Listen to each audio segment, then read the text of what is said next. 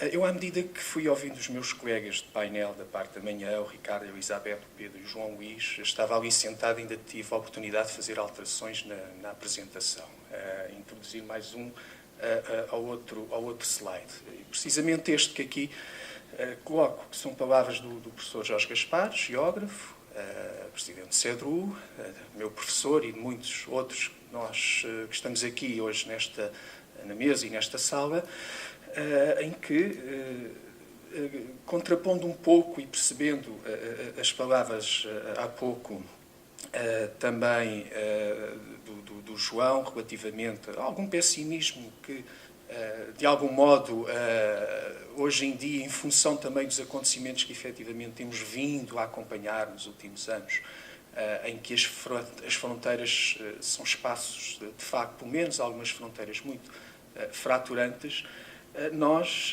não nos podemos esquecer de que qualquer lado também é uma linha de união. E essa linha de união, se calhar, aqui no nosso caso em concreto, Portugal, Espanha tem aspectos muito interessantes. Tivemos, e Elvas é se calhar um melhor exemplo no país, foi de facto um espaço fraturante ao longo de muitas centenas de anos. É uma cidade de guerra, tem as suas marcas ainda bem visíveis hoje em dia, mas com o tempo as coisas vieram a desvanecer e, portanto, sobretudo nos últimos 20, 30 anos, tornou-se um espaço de aproximação entre os dois lados. Eventualmente as coisas ficam, se calhar, um bocadinho mais menos cordiais, mais azedas, permitam uma expressão, quando Portugal joga com a Espanha, como aconteceu agora neste Mundial, mas felizmente até empataram, portanto ninguém ficou de um lado ou do outro da fronteira a sorrir. E eu creio que esses hoje em dia, jogámos também em 2010, fizemos um ou outro amigável, são muitas vezes motivos de maior discórdia entre os povos dos dois lados da fronteira. Como espaço de união, porque eu próprio acabo, eu corro, faço geralmente 2, 3 maratonas por ano e 1 ou 2 ultramaratonas por ano. E, portanto, tive já a oportunidade também de fazer aqui a meia maratona, Badajoz, Elvas. Temos mais exemplos no nosso país, Ayamonte, os 17 km que ligam Ayamonte a Vila Real de Santo António, que permite atravessar a ponte. Eu venho à maratona de Badajoz, porque a maratona de Badajoz é a mais próxima de Lisboa. É mais próxima que a Maratona do Porto. Portanto, para ver que, de facto, estamos num espaço relativamente pequeno em termos territoriais e temos aqui muitos fatores. Podia falar da cultura, falar aqui, estou a olhar um pouco mais para aquilo que é o meu principal hobby, mas podíamos falar aqui de outras vertentes. Portanto, há aqui, de facto, este espaço de união, este espaço de aproximação que não podemos esquecer. Depois,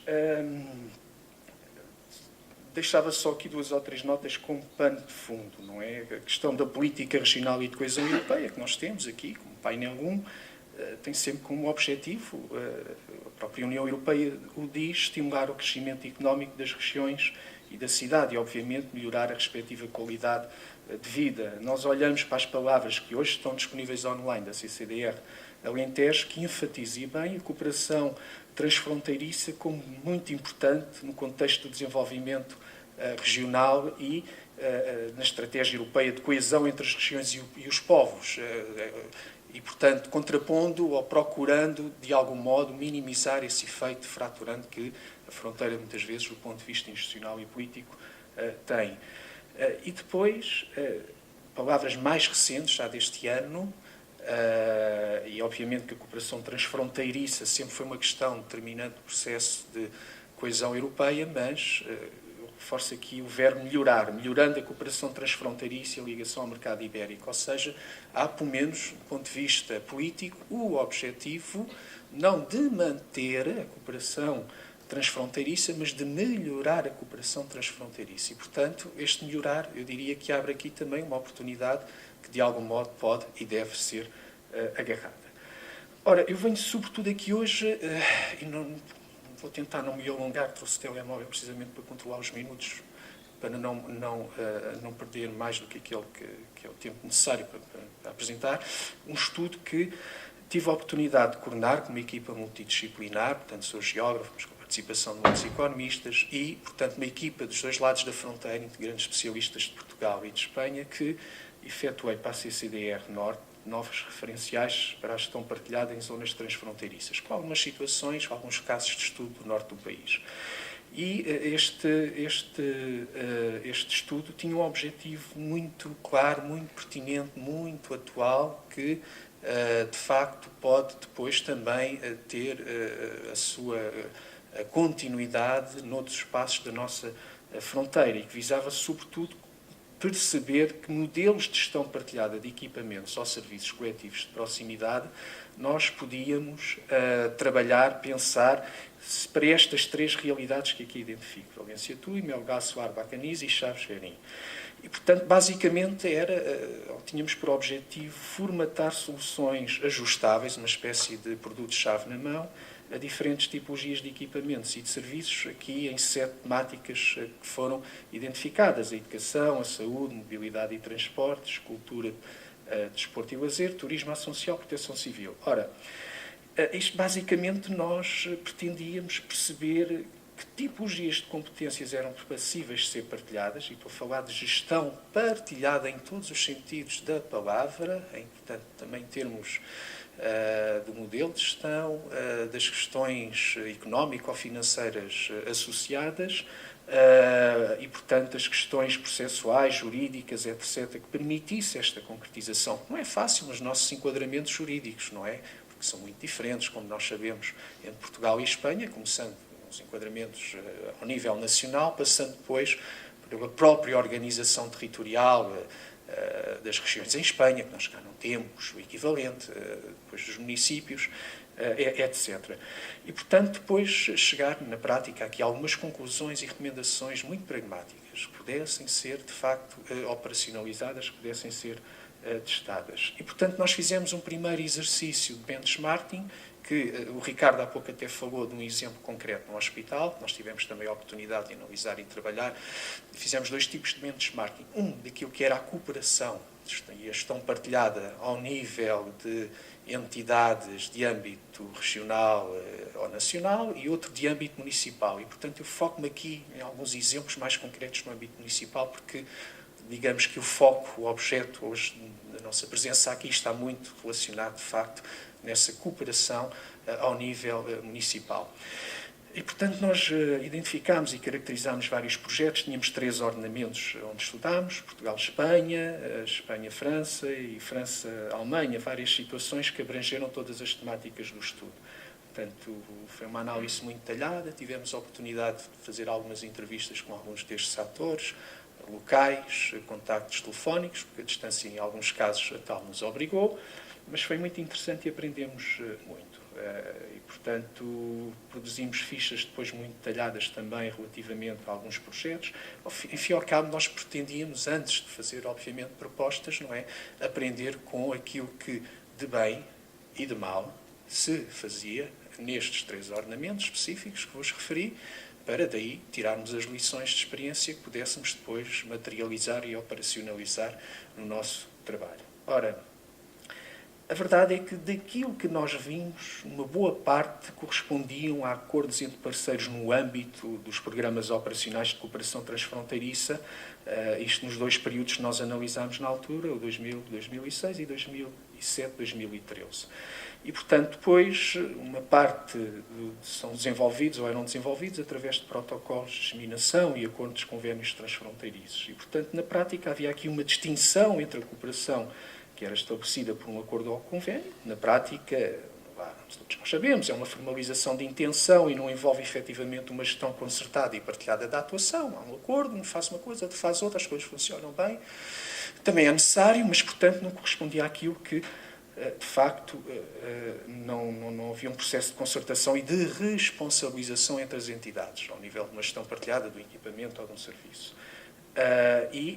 Nestes casos concretos, aquilo que nós verificámos é que a maior parte eram concretizados com o apoio de fundos comunitários. E muitas vezes, eu diria, para situações de problemas pontuais, terminavam os fundos, não havia continuidade do tempo, portanto, não vale a pena perder muito tempo. Todos nós sabemos, muitas vezes, como é que estes contextos se concretizam e, portanto, foi uma lição que, de facto, tivemos a oportunidade de verificar com o trabalho que fizemos.